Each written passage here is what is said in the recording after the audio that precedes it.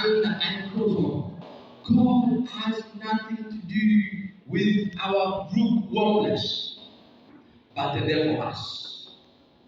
So when the devil realizes that I'm a Christian who is not stable in his mind, when the devil realizes that I'm a young person who comes to church, when the devil realizes that I'm an older member of this church who can partly come to church and partly do some other things, he's very happy because he knows God has nothing to do with you, but the devil has.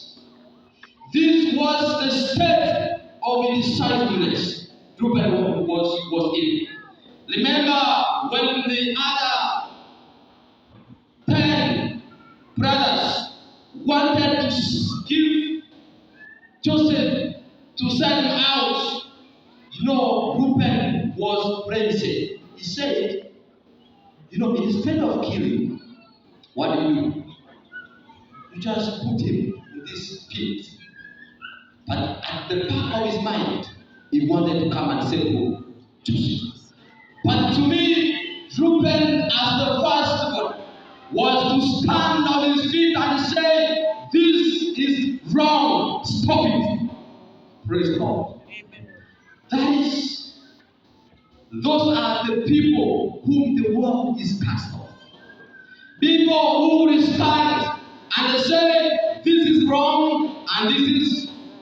You help him, you beat him up. The world is cast of people who will stand and say, drinking alcohol is wrong.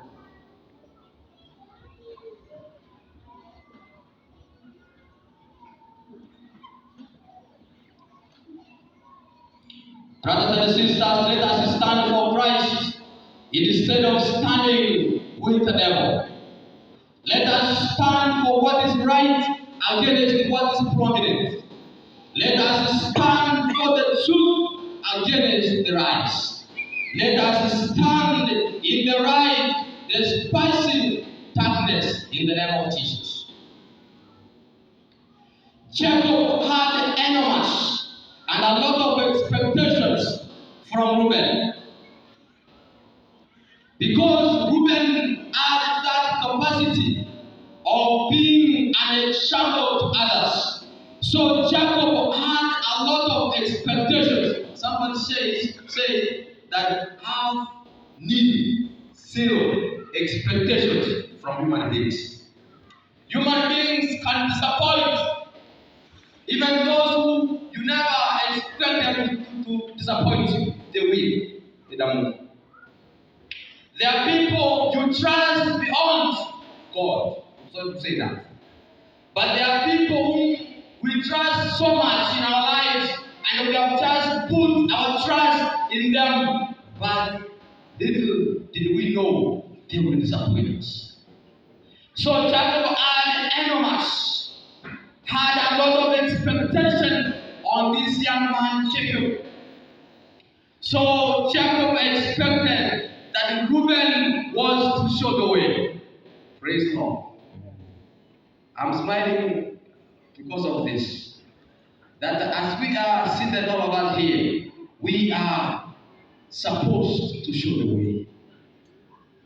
Someone sang a song and say, "Show me the way to the Father. Show me the way." But my question is, are we at the capacity? Are we at the point of showing the way?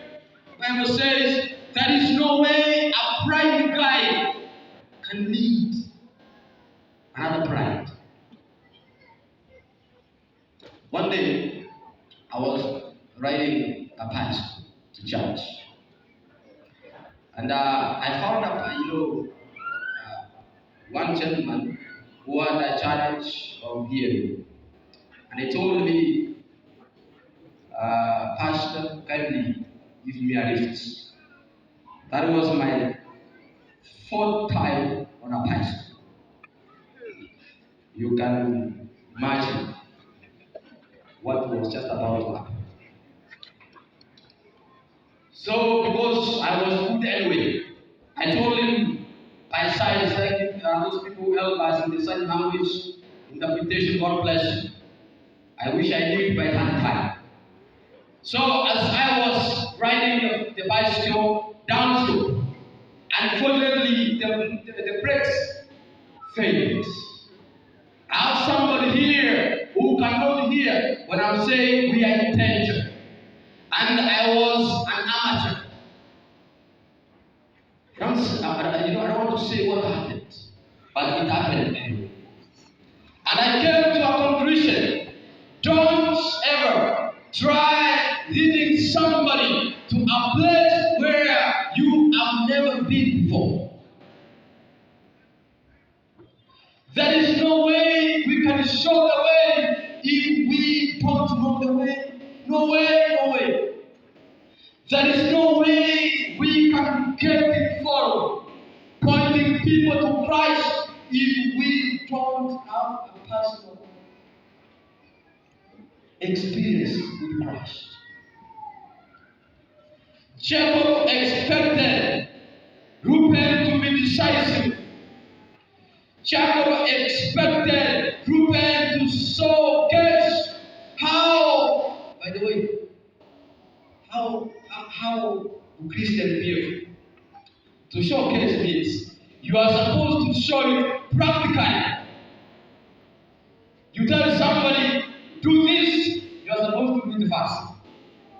Not like the commanders who stand behind and they are pushing the armies. So Jacob expected that Reuben was to show the way, saying, young men, this is the way. I want to pause here and begin from the end of this sermon and say this. The Bible, in the book of Romans 8, beginning 28 to that, says that Jesus, I'm just paraphrasing, is the firstborn of the other generations. And we are his firstborns. So meaning there are so many people who are following us. And the Bible denotes Reuben to be the firstborn. How many firstborns are here? Don't raise up your hands. How many firstborns are here? Are you living by example? When we had a meeting somewhere at home during the funeral, by the 5 years of being a pastor, I expected to be given an opportunity to say hi. The more you just be, you are there. But believe me, you, I even never spoke my name during the funeral. But they asked, where is the firstborn? I was like, man, you don't see I'm a pastor here? A time comes when being a firstborn in an institution comes with a price you must pay. So being a firstborn comes with responsibilities. Praise the Lord. It comes, there are some leaders here, men, because they are not so kind. Anyway, they are not meant to be. So Jacob being a firstborn, there was some responsibilities attached to that. So the Bible tells us that we are the firstborn. So meaning there are people behind us who are ready to follow on our footsteps. Let me ask you, can somebody risk following you behind? Ama utamwambia tafadhali pita mbele, tukutane mbele. How confident are you as the firstborn in the kingdom of Christ to tell somebody kindly you can follow? I know the way, I know the way. And when I was coming to church, the shepherdess at Mbagathi. So I carried them from Kitengela coming this way. And I forgot the way to Mbagathi. So as I was driving, they asked me, Pastor, do you know the way to Mbagathi? I told them, yes, I've been to Mbagathi, not twice, but once. So they said, Pastor, let's go. So the Google map I was using just took us somewhere else. And they asked him, Pastor, are you sure you knew the way? I said, yes, but I don't know what happened on the way. I had to apologize. Let me just tell you. It sounds nice. It sounds beautiful when you know the way. And when you know where you're going. And when you know there are people who are following you. I meant to myself. Jacob failed to show the way. What is this that costed the dignity and the privilege of Reuben? Sexual misconduct. The sin of incest. That is what is that saying, you are an unstable Reuben. You don't know what belongs to you, and you don't know what belongs to others. You know, there are people who are not able to draw the line of demarcation. Those properties which are for them and for others. We have people in this church who actually are not able to say, this is for me, this is for you. I think you understand what I mean to say. But it is time that we stand up and say, this is mine, this is for Pastor Carl. This is mine, and this is for Elder Mayaka. This is mine, and this is for my brother there. So, Reuben was not able to draw the line of this picture. Reuben allowed the devil to tempt him. Let me tell you this. Never should you allow the devil to tempt you beyond what you can do. A time comes when you are supposed to call upon the help of the Lord. The Bible says that Reuben went and slept with Bilhah. Bilhah, who was the concubine to Jacob. And the Bible says when he did that, he just marched out. The Bible says, we read in the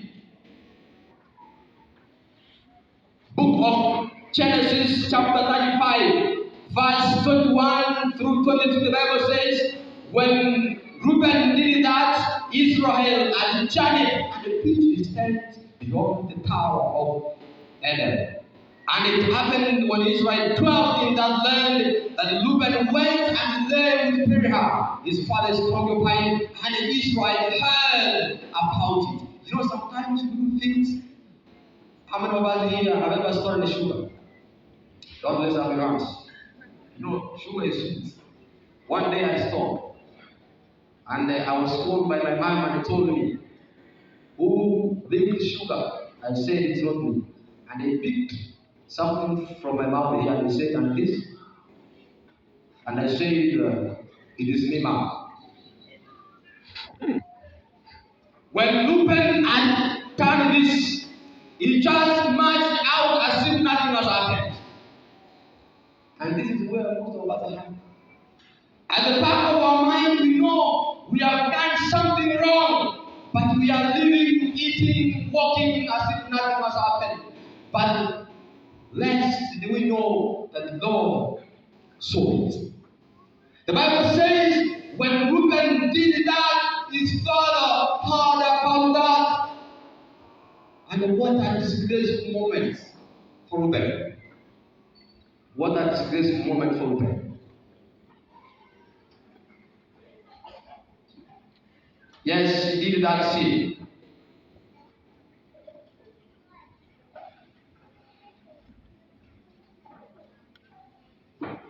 Reuben was that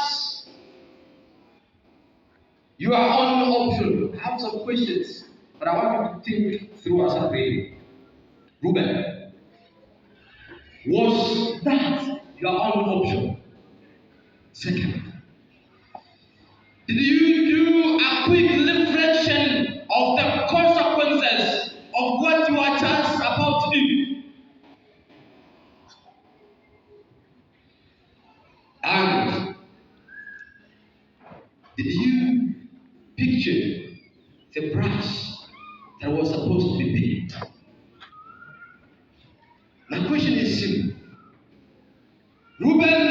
has so many options to choose from. And sometimes we do things as if that was the only option that was left for us.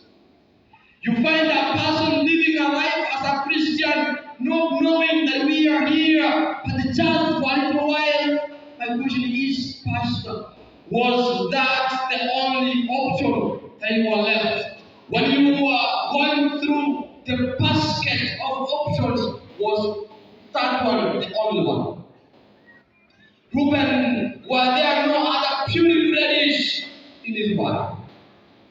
Reuben, did you count the price that you were just about to pay?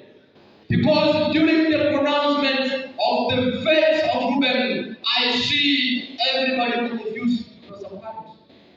As a parent, you can give a verdict which actually shocks you. As a loving father, I'm seeing Jacob giving this pronouncement while he's shedding tears, saying, Reuben, I know I had no other option than just to serve you with this. And he's saying, when I was just checking on my plate of food, this was the only food available for you. And even the 12 young men who were waiting for the blessings, they become discouraged. They say, if the fast can receive this, one of us. Reuben was that the only option that was left for you. Sometimes there are things we do which depict that we had no option. There are places we go which depict that we had no other place to go than to go on a that one. There are places we go as if we had no other option. There are those who are comfortably marching at nightclubs, dancing half naked. And I'm a Christian. The question is, was that the only option available for me? I was doing a chaplain at St. Charles in Terror. A young lady came to me and told me, Pastor, I went for a bash, and we were there dancing the whole night. So the next day, I found myself sleeping with somebody whom I never knew. A very young girl of Form 3. And this lady used to come every day, say, Pastor, I need to go. And I was concerned. What is happening? Little did I know that the girl was pregnant from somebody who she didn't know. And I was asking her, bitterly, tears down my cheek, was this the only option available for you? Children of God. And is that the only option left for you? We have so many options, beautiful options to choose from. That is not the way. Choose Lord's way. Choose the Lord's way. And when we have chosen the Lord's way, we will show the way. There are those to be met everywhere who are fixed principles. This is the book of the Bible commentary by E.G. White. Says there are those to be met everywhere. There are those to be met everywhere who have no fixed principles. It is hard for them to resist temptation. Let it come from any quarter. And in what form it may be, and every precaution then must be taken to surround them with the influences that will strengthen their moral power. Praise the Lord. We have our brothers and sisters in this church or elsewhere who don't have that muscle, that strength of saying no to some things. E.G. White says, we are supposed to surround them. We are supposed to encourage them, tell them, yes, you are fallen, but there is hope for you. There is help for you, and you can do it better. There are many of us like Reuben, unstable as water, having no inward levity, not being straight, having no more having moral defects. Their integrity is at stake. They are not able to make left judgment, and then Reuben, they will know this. What you need is to see your dependence upon the Lord and to have a willing heart to get help. Now listen to this. That now a time has come, and now is that we must be men. Be principled enough. Be men and women of dignity wherever we may be, showing the strength of character where we might be. Be able through Christ's name to say no. To say, I will not do this great wickedness and sin against God. Did you know the hardest thing somebody to do is to say no? Did you know? And when it has something to do with your integrity and your spirituality, Bible says that now a time is, has come and now is, and we need to stand tall and say no and sin. Let's say no to some things that are not beneficial to us, and let us say yes for Christ.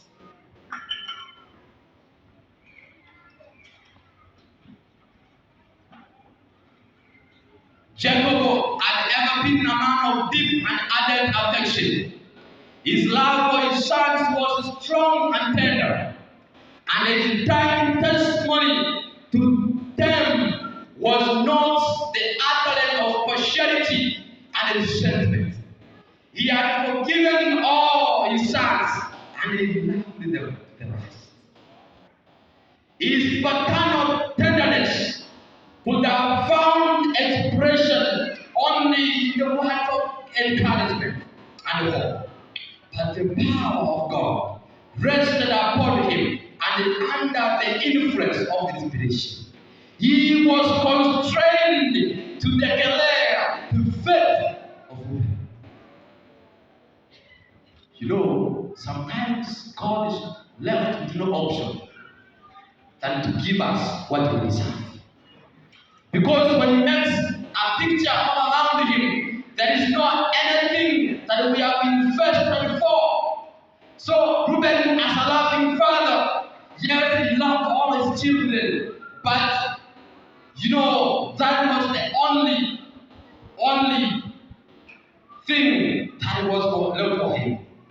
As much as God is a God of love, God also is a God of justice. At times, God is left with no option than to serve us with what we deserve. How many times have you been tempted? And how many times did you stand for Christ and say no? Because temptation is all around us, from within us and from without. But how many times have you stood for Christ? Blessed are you if you stood for him. None of us has a valid excuse why we can fall into temptation, because God has provided the needed mechanism for escape. Praise the Lord. None of us should fall into the scary traps of the enemy, because the Lord has provided the way for you and the way for you. There is a way you can escape.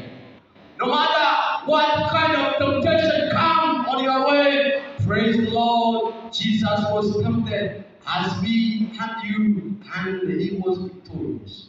Now he says, now then, come to the throne of grace, that we may just receive grace and favor in times of need. Now, blessed is the man who endures temptation, for when he is approved of the Lord, he will receive the crown of life, which the Lord has promised to those who love him. Praise God. Let not say, when I'm tempted of the Lord, for God tempts no one, nor can he be tempted by him. But each and every one of us is tempted when he is drawn by his own desires and his interest. And when the desire has conceived, it gives power to sin. And when sin has fully matured, it gives power to what, my friends? My fellow Christians, none of us have had this was why we should not defeat temptation in the name of Jesus. When it comes on your way, God already has given the way out. Lord has shown the way because He says in the book of 1 Corinthians chapter 10 verse 13, where He says there is no temptation that has overtaken you except such as common to man. But God, but who? God is faithful, who will not allow you to be tempted beyond what is able. But with the temptation, He will also make a way for what? For escape. There ever has been way for us to escape. But we are not wise enough to see the entrance. That is why in this church there is so many ways of exit. So the Lord has opened so many ways for us to exit and learn our frontage.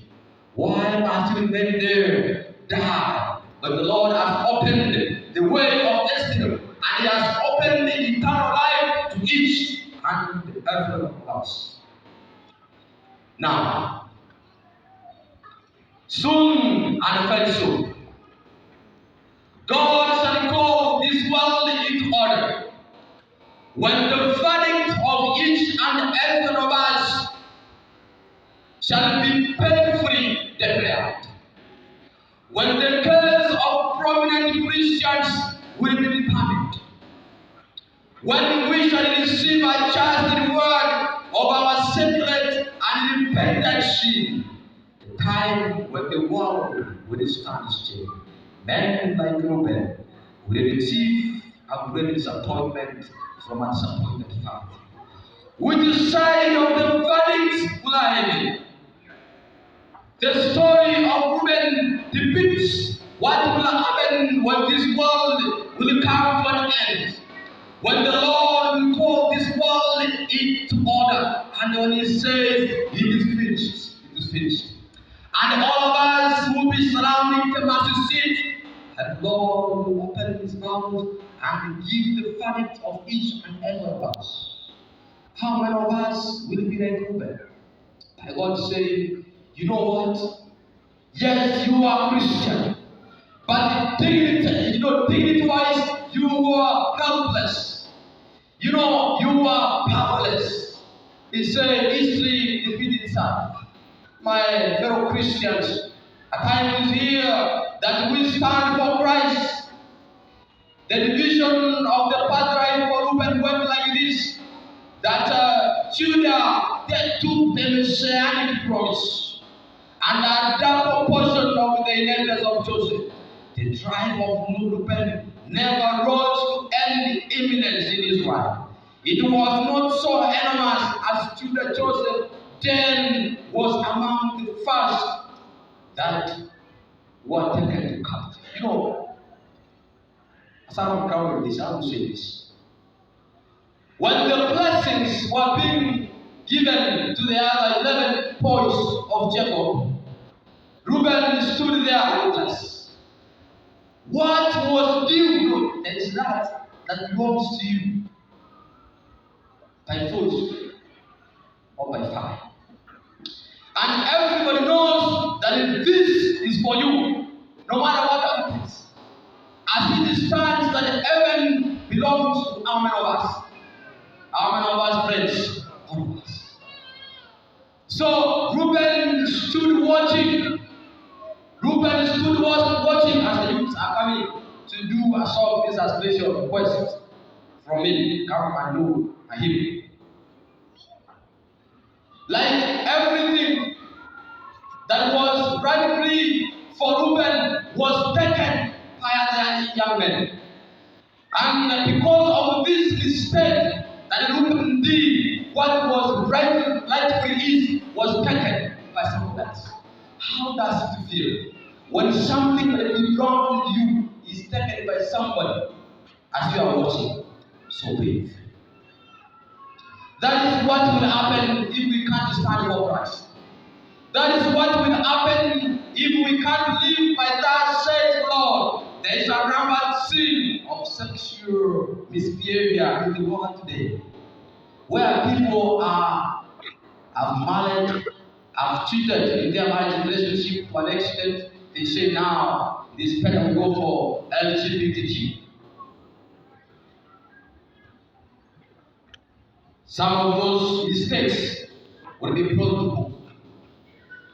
And it is time we as Christians that we may stand tall, because the Bible says that since the creation of the world, the invisible attributes of his eternal power and divine nature has been clearly seen, being understood through what is made, so that men are left without excuse, because that even if they knew him as God, they did not glorify him as God, nor were they thankful, but became vain in their imagination, and their foolish hearts was darkened. Also, God saying, for if after they act here, their foolish hearts was darkened.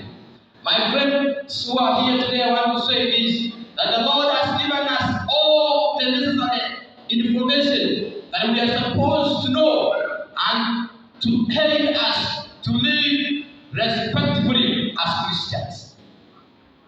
And it is our time to choose from what is right against what is wrong.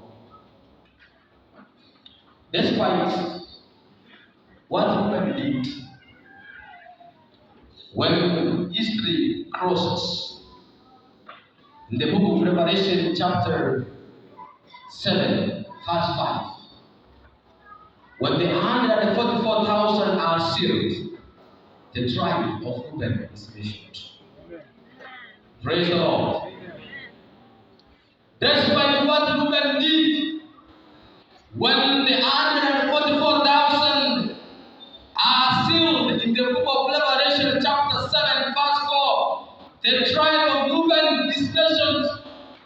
So that it means no matter how many times have you fallen into temptation, no matter what you have done before, still there is hope for you. Praise the Lord. There is hope for you. There is hope for Christ. God is able to give you an opportunity to live for him again and show the way. But the question is, are you willing? The Bible says, those who are willing will eat the good of the earth.